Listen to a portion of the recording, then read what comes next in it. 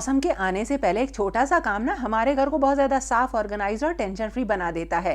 क्योंकि हम सबके घरों में बहुत सी ऐसी चीज़ें होती हैं जो न यूज़ होती हैं और न ही किसी काम आती हैं, लेकिन हाँ, जगह ज़रूर घेर लेती हैं। तो मैं क्या करती हूँ, किसी भी मौसम के आने से पहले मैं इन सारी चीज़ों को डीक्लटर करती हूँ। और मानसून से पहले इसलिए क्योंकि कोई भी नमी, बदबू, फंगस और कोई एक्स्ट्रा क्लटर ना हो। तो चलिए, कोई फैंसी डीक्लटरिंग तो मैं आपको दिखा नहीं रही, बल्कि एक मिडिल क्लास घरों के लिए प्रैक्टिकल और सच में काम आने वाली टिप्स आपके साथ शेयर कर रही हूँ। सबसे पहले ये है मेरा मेडिसिन या फर्स्ट एड बॉक्स, जिसको टाइम टू टाइम डिक्लटर करना हमेशा ज़रूरी होता है। तो हर 2-3 महीने बाद मैं इसे चेक करती रहती हूँ, लेकिन थोड़ा बारिश से पहले चेक करना इसलिए ज़रूरी होता है कि इसमें रखी हुई मेडिसिन थोड़ी सी सील जाती है, नमी आ जाती है और वो गीलापन ले लेती हैं। इसलिए हो सकता है वो एक्सपायरी डेट के पास ना हो, लेकिन ऐसे ख़राब हो गई हों तो इसलिए हटाना ज़रूरी होता है। कुछ पुराने टिफ़िन के जो बचे हुए बॉक्सेस हैं, उनसे मैंने इसको ऑर्गेनाइज कर रखा है। इसमें घर की ज़रूरी जितनी भी मेडिसिन होती हैं वो और फर्स्ट एड रहती है। इसके अलावा मैं चेक करती हूँ जो भी मेरे पास मेडिकल इक्विपमेंट्स हैं घर के लिए, उन सब में सेल प्रॉपर हैं कि नहीं है, यानी वो वर्किंग कंडीशन में है या नहीं। और इसके अलावा जो डॉक्टर के प्रिस्क्रिप्शंस होते हैं उनको चेक करती हूँ। उनके लिए मेरे पास एक अलग फोल्डर है जिसमें मैं वो सारे प्रिस्क्रिप्शन रखती हूँ। हमेशा आपकी मेडिकल हिस्ट्री की ज़रूरत पड़ जाती है, लेकिन अब आप इन्हें ऑनलाइन भी सेव कर सकते हैं, यानी बहुत सारे तरीके हैं। तो इस तरह से मेरी ये जो पहली चीज़ है ये बहुत ज़रूरी है। अगर घर में आपके पास फर्स्ट एड बॉक्स नहीं है तो हमेशा रखिए, और हाँ, उसे टाइम टू टाइम चेक करना भी बहुत ज़रूरी होता है। और इसी के साथ बहुत सारी मेडिसिन ऐसी भी निकली है जो अब मुझे फेंक देनी है, यानी इसकी डिक्लटरिंग तो हो गई। मॉनसून से पहले फुटवेयर की देखभाल करना बहुत ज़रूरी है, नहीं तो इन पे एक लेयर फंगस की आ जाती है। तो जैसे ही पहनने का नंबर आया तो पहले इन्हें क्लीन करना ज़रूरी होता है। मेरे पास एक बड़ा अच्छा सा शू ऑर्गेनाइज़र है, 3-4 साल पहले शायद मैंने लिया था, खूब काम आता है। इसी में मैं सारे मतलब अपने जितने भी फुटवेयर हैं वो रखती हूँ। बाकी सबके जो और भी मेम्बर्स हैं घर में, उनके जितने भी शूज़ वगैरह हैं वो शू रैक में प्रॉपरली रखे रहते हैं।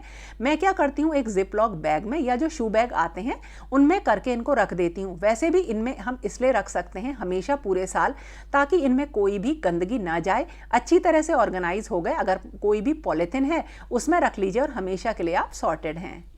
और हाँ, जितने मैंने रखे हैं करीब इतने ही मैंने डीक्लटर भी कर दिए हैं। तो हो गया ना एक बहुत ही बढ़िया काम, जगह भी बन गई और थोड़ा सा दिमाग भी हल्का हो गया।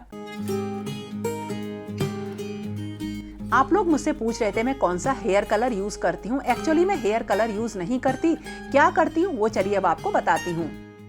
मैं लगा रही हूँ ये पेस्ट अपने ग्रे हेयर के लिए, और ये ना कोई हेयर डाई नहीं है।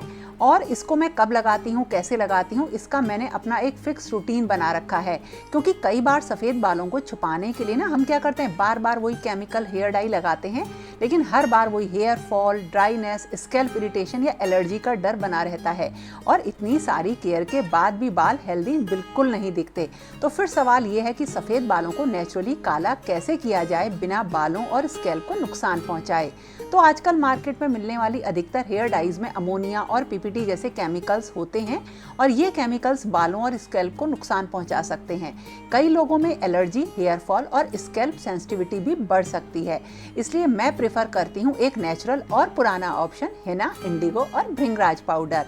और आज हम अतर आयुर्वेदा के इंडिगो पाउडर, हिना पाउडर और भृंगराज पाउडर का इस्तेमाल करेंगे। इसको लगाने के लिए सबसे पहले हिना और भृंगराज पाउडर को 3:1 के रेशियो में पानी के साथ आयरन कढ़ाई में मिलाएं।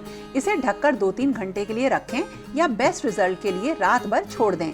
भृंगराज को रूलर ऑफ हेयर भी कहा जाता है, और ये हेयर फॉल को कंट्रोल करने, डैंड्रफ और स्कैल्प की इचिंग को कम करने, हेयर ग्रोथ को सपोर्ट करने और बालों को नरिश करने में मदद करता है। साथ ही प्री मैच्योर ग्रेइंग को भी रिड्यूस करने में हेल्प करता है। और अतर आयुर्वेदा का भृंगराज पाउडर एडिबल ग्रेड क्वालिटी का है। अब इस पेस्ट को शैम्पू किए हुए ऑयल फ्री बालों पर लगाएं और 2-3 घंटे तक लगा रहने दें। इसके बाद सिर्फ पानी से धोकर बाल सुखा लें। अतर आयुर्वेदा हिना प्योर राजस्थानी हिना है, जो सबसे बेहतर क्वालिटी की हिना मानी जाती है। ये नेचुरली हेयर कलर करने के साथ डैमेज्ड हेयर को रिपेयर करने, डीप कंडीशनिंग देने, डैंड्रफ को कम करने और स्कैल्प का पीएच बैलेंस मेंटेन रखने में मदद करती है। इससे बाल ज्यादा सॉफ्ट, हेल्दी और शाइनी दिखते हैं। इसके बाद अब इंडिगो पाउडर को हल्के गुनगुने पानी के साथ मिलाएं। इंडिगो की मात्रा हिना के बराबर या उससे अधिक रखें। इस पेस्ट को 5 मिनट तक ढककर रखें और अब इसे बालों पर अच्छी तरह लगाएं और शावर कैप या पॉली बैग से कवर कर लें और इसे कम से कम 45 से 60 मिनट तक लगा रहने दें। इसके बाद सिर्फ पानी से धोकर बालों को सुखा लें। हिना और इंडिगो का ये ट्रेडिशनल 2 स्टेप प्रोसेस सफेद बालों को नेचुरली ब्लैक कलर देने में मदद करता है, साथ ही बालों को कंडीशन भी करता है और उन्हें ज्यादा हेल्दी लुक देता है। इंडिगो लगाने के 24 से 36 घंटे बाद रात में बालों में तेल लगाएं और अगली सुबह शैम्पू कर लें। इससे कलर अच्छी तरह लॉक हो जाता है और बाल भी कंडीशन हो जाते हैं। और सबसे खास बात, अतर आयुर्वेदा इंडिगो पाउडर में पीपीडी, अमोनिया या कोई प्रिजर्वेटिव नहीं है और ये एक नेचुरल ऑप्शन है जो ग्रे हेयर को कवर करने में मदद करता है बिना हार्श केमिकल्स के। और अगर आप भी ग्रे हेयर के लिए एक नेचुरल ऑप्शन ढूंढ रहे हैं तो अतर आयुर्वेदा के हिना, इंडिगो और भृंगराज पाउडर को ट्राई कर सकते हैं। और ये प्रोडक्ट्स अमेज़न, फ्लिपकार्ट पर अवेलेबल हैं और परचेज लिंक्स आपको डिस्क्रिप्शन बॉक्स में मिल जाएंगे। मॉनसून में थोड़ा बहुत बालों का गिरना या झड़ना बहुत कॉमन सी बात होती है, लेकिन फिर भी अगर हम कुछ हेयर मास्क घर पे बनाएं और उनको लगाएं तो काफ़ी हद तक इस समस्या से बचा जा सकता है। आप घर में दही के साथ मेथी को सोख करके अपने बालों में अगर रेगुलरली लगाएंगे तो बहुत फ़ायदा होता है और इसी के साथ साथ गुनगुना तेल लगाइए बालों में, बाल बिल्कुल चमचमा जाते हैं।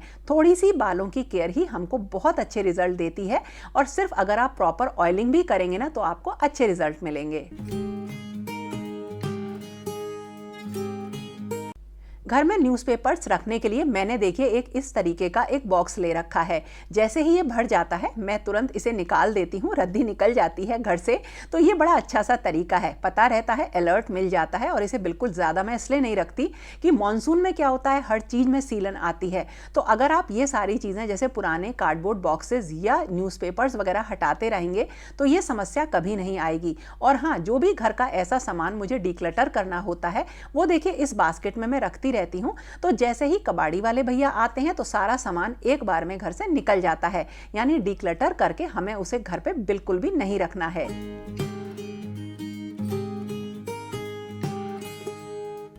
अगर कपड़ों में आने वाली थोड़ी सी सीलन की या नमी की जो स्मेल होती है ना, उससे बचना है तो आप इन्हें हैंगर्स में रखिए। इससे एक तो इनमें आयरन करने की ज़रूरत नहीं पड़ती है, सारे कपड़े बिल्कुल सामने दिखाई देते हैं और ऐसा नहीं होता कि एक कपड़े को निकालने के चक्कर में सारा ऑर्गेनाइजेशन डिस्टर्ब हो जाए। तो ये एक बहुत अच्छा तरीका है। और बिल्कुल इसी तरीके से जो सिंक के नीचे वाली अलमीरा होती है या जगह होती है, उस स्पेस को बरसातों में बहुत ध्यान से साफ सुथरा रखना है। इसे केवल बरसातों में नहीं, पूरे साल ही हमें ये देखना होता है कि ये साफ रहे। तो थोड़ी देर इसको खोल के छोड़ दीजिए ताकि इसमें जो भी स्मेल है, खराब स्मेल है, वो निकल जाए।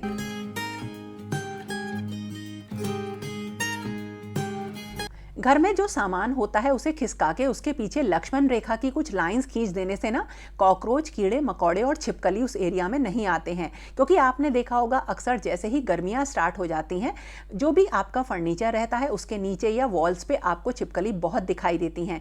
लेकिन लक्ष्मण रेखा लगाने से कॉकरोच, छिपकली, चींटी बिल्कुल नहीं आती हैं और ये एक बहुत अच्छा तरीका है। तो फर्नीचर को हटा के ये सब चीज़ें भी कर लीजिए।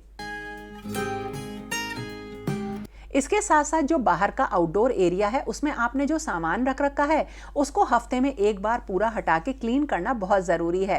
क्योंकि जहाँ पेड़ पौधे होते हैं थोड़े बहुत कीड़े मकोड़े तो वहाँ पर आते हैं, लेकिन वहाँ पे अच्छी तरीके से अगर आप अरेंज करेंगे अपने प्लांट्स को तो कभी आपको छिपकलियाँ वगैरह नहीं दिखाई देंगी। कपूर जलाइए तो उससे तो ये काफ़ी दूर भाग जाती हैं। या बाहर की तरफ आप कॉर्नर्स में रेड हिट का स्प्रे भी करेंगे तो छिपकली नहीं आती हैं। और जितने भी प्लांट्स हैं उनको तो स्प्रे हमें करते ही रहना है। और मॉनसून में तो इनकी जो रंगत होती है वो देखने लायक होती है। तो अपने घर को अगर आपको बाहर से सुंदर बनाना है तो इन हरे भरे दोस्तों का साथ तो अपने साथ जरूर रखिए। अपने घर के जितने भी प्लांट्स हैं इनसे रिलेटेड सामान को मैं कैसे ऑर्गेनाइज करती हूँ वो जल्दी ही आपको बताऊंगी। लेकिन एक चीज़ और हमें मॉनसून में करनी है और वो है एक्स्ट्रा ग्रोसरी को बिल्कुल घर में नहीं रखना है। क्योंकि जितना ही आप इसे रखेंगे ये बहुत जल्दी ख़राब हो जाएगी और फिर से आपको इसे बचाने के लिए कुछ ऑप्शंस लेने पड़ेंगे। तो मैं क्या करती हूँ, बरसातों में अपनी ग्रोसरी लिस्ट जो बनाती हूँ वो बहुत ही मिनिमल रखती हूँ ताकि जो भी मैं सामान मंगाऊँ वो घर में यूज़ हो जाए। और हाँ, ग्रोसरी लिस्ट बनाने से पहले जो मेरे पास सामान है उसे चेक करना बहुत ज़रूरी होता है। तो ये जो मेरा ऑर्गेनाइज़र है इसमें एक्स्ट्रा जितनी भी मेरी ग्रोसरी है वो रहती है। अब देखेंगे कि ये बिल्कुल खाली हो जाएगा, क्योंकि मुझे एक्स्ट्रा अब बिल्कुल भी मंगा के नहीं रखना है। अगर घर में कर्टेंस आप चेंज कर रहे हैं तो हल्के कर्टेंस, थोड़े से लाइट कलर के कर्टेंस लगाने बहुत अच्छे रहते हैं, चाहे समर्स हो या मॉनसून हो। लेकिन मॉनसून में अगर हैवी कर्टेंस होते हैं तो उनमें से भी स्मेल आती है और वो थोड़े से गीले हो जाते हैं खिड़कियों पे जैसे ही पानी आता है।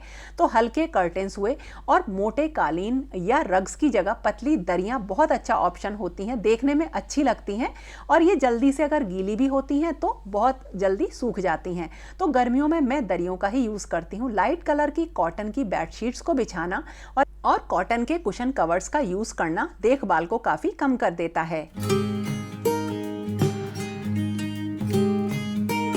वैसे तो समर्स आते ही काफ़ी ऐसे जो मेरी ड्रेसेस हैं जो थोड़ी मोटे कपड़े की होती हैं उनको मैं हटा देती हूँ, लेकिन बरसातों में खासकर ऐसा होता है कि मैं बहुत ही हल्के पतले मलमल के कपड़े या प्योर कॉटन के कपड़े पहनना पसंद करती हूँ। तो उनको अपनी क्लोजेट में मैं ऊपर की तरफ रखती हूँ ताकि जब कभी भी मैं अपने ड्रेसेस को पिक करूँ तो मेरे हाथ में वही चीज़ आए जो इस मौसम के लिए बिल्कुल सही है। ये एक ज़रूरी चीज़ है। मलमल के बहुत सारे सूट या मेरे पास टॉप्स हैं जिनको मैं ऊपर की तरफ रख दूंगी तो वो ऐसा नहीं है कि कपड़ों के अंदर छुप जाएंगे। यानी वार्डरोब को रीऑर्गेनाइज करना मॉनसून में मेरे लिए तो जरूरी होता ही है। और डीक्लटरिंग को हम किसी भी मौसम से नहीं जोड़ सकते हैं। जैसे आपको मैंने दिखाया था कुछ दिनों पहले, मैंने अपने वैनिटी एरिया का सामान 1/4 कर दिया था और रियली ये हमेशा के लिए ज़रूरी होता है। यानी मौसम पे डिपेंड ना रहें, टाइम टू टाइम अपने घर की डीक्लटरिंग करते रहें। किचन के स्टोरेज कंटेनर्स, खासकर वो जो पीछे की तरफ रखे रहते हैं और जिन्हें हम कम यूज़ करते हैं, उनको एक बार हफ्ते में ज़रूर चेक करें। और ऐसा नहीं है कि बरसातों में ही इन्हें देखना ज़रूरी है, कई बार गर्मियों में भी आटे में कीड़े लग जाते हैं।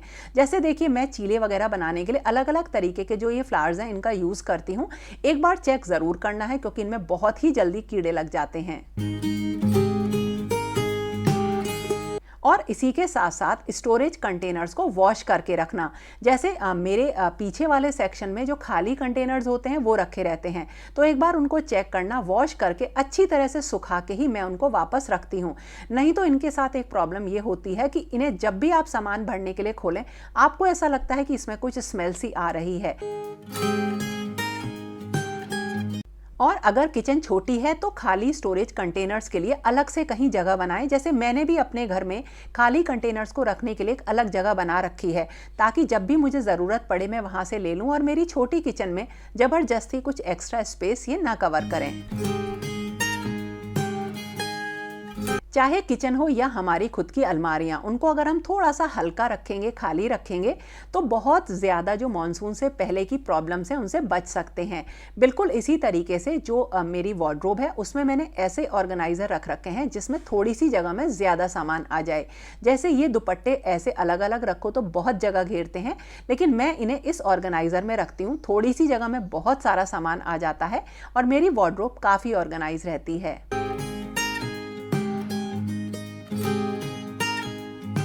और बिल्कुल इसी तरीके से मैंने जो बहुत सारे ऑर्गेनाइज़र होते हैं ना अलग अलग, जिनमें जो बिल्कुल किसी काम के नहीं होते हैं, उन्हें अपनी वार्डरोब से हटा दिया है ताकि सारा सामान मुझे क्लियरली विजिबल रहे। तो ये रूल मैंने अपने घर की सारी अलमारियों पे लगा रखा है कि एक्स्ट्रा कोई भी ऑर्गेनाइज़र मुझे नहीं रखना है। मेरा जो पहला गोल है वो ये रहता है कि इन अलमारी में जो सामान मैंने रखा है उसे ऐसे रखूँ कि वो फंक्शनल हो। मैस अगर हो भी जाता है, थोड़ा बिगड़ भी जाता है तो मैं उसे सही कर लूँगी, लेकिन कहीं ऐसा ना हो कि मैं अपने सामान को संभालने से पहले उन ऑर्गेनाइजर्स को संभालूं। मैं आपसे हमेशा कहती हूं कि ऑर्गेनाइजर्स को हमेशा आप अपनी ज़रूरत, अपनी अलमीरा, क्लोजेट, वार्डरोब के साइज के अकॉर्डिंग लें, ना कि इसलिए कि वो ऑर्गेनाइजर अच्छा है। ये वाइट वाले मुझे बहुत बेकार लगे लेकिन ले लिए हैं तो यूज़ करने ही हैं। इसी के साथ साथ कपूर को थोड़ी से मलमल के कपड़े में बांध के रखना अलमारियों में एक खराब स्मेल को बचा देता है। तो ये एक बड़ा अच्छा DIY है जिसे मैं हमेशा करती हूँ। थोड़ा सा कपूर लेके मलमल के कपड़े में बांध के जगह जगह रख देती हूँ और इनसे हाँ छिपकलियाँ भी काफ़ी कम आती हैं। और अब बारी आई सारे ग्रोसरी के सामान को भरने की। जैसा कि मैंने आपको बताया, बहुत ज़्यादा सामान मैं नहीं लेती हूँ और जितना भी सामान आता है उसे प्रॉपर्ली कंटेनर में भर के रख लेती हूँ। होता क्या है कि जब हम इसे बाहर रखते हैं और थोड़ा सा पैकेट खोलते भी हैं, तब भी ये अननेसेसरी जगह लेता है। वैसे तो मैंने ग्रोसरी को स्टोर करना काफ़ी कम कर दिया है, क्योंकि मुझे एक स्पेस में ही सारा सामान चाहिए। मुझे बिल्कुल ऐसा नहीं चाहिए कि एक स्पेस में मैं सामान रखूँ और बचे हुए को रखने के लिए मैं एक दूसरा स्पेस कवर करूँ। इसलिए मैंने काफ़ी सारी चीज़ें अब बदल दी हैं। मॉनसून आते ही ना बिल्कुल दिमाग में आता है प्लांट्स का। कैसे भी लगा लो, बहुत अच्छे से ग्रो करते हैं। मैं भी वही कर रही हूँ, अपने प्लांट्स की एक्स्ट्रा देखभाल करती हूँ। हालांकि अभी गर्मियाँ हैं, लेकिन बरसात भी होनी स्टार्ट हो गई है, तो मुझे इनका बहुत ध्यान रखना पड़ता है। तो जो कटिंग लगानी होती है उनकी मैं तैयारी करूँगी। धूप से बचने के लिए ग्रीन नेट मैंने लगा ही रखी है, और इसी के साथ साथ अगर कुछ नए मुझे प्लांट्स लगाने हैं तो उनकी तैयारी भी मैं शुरू कर दूँगी। जैसे गमलों में से पुराने पौधे निकाल के हटा देना, क्योंकि वो सूख गए हैं, और उन्हें तैयार करके रखना कि मुझे जब नए प्लांट्स में लेकर आऊं तो इनमें प्रॉपर्ली लगा सकूं। तो हाँ, अगर आपको भी ऐसा लगता है कि आपको प्लांट्स को लगाना है या बदलना है, तो एक बहुत अच्छा मौसम अब आने वाला है।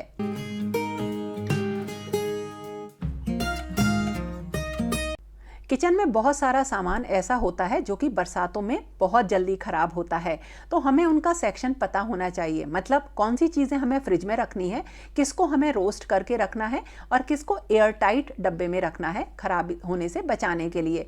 तो इसी तरीके से जो मैदा है, सूजी है, वो सब अब फ्रिज में चले जाते हैं। मसाले अब बिल्कुल जब ज़रूरत होती है तभी मैं बनाती हूँ, और इसके साथ मूँगफली, मखाने, उनको मैं रोस्ट करके रखती हूँ।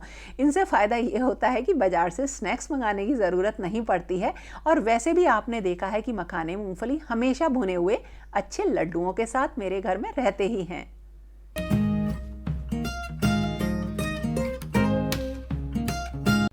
तो दोस्तों, ये था मेरा आज का वीडियो। कैसा लगा ज़रूर बताना, और पसंद आए तो लाइक, कमेंट, शेयर करना बिल्कुल मत भूलना।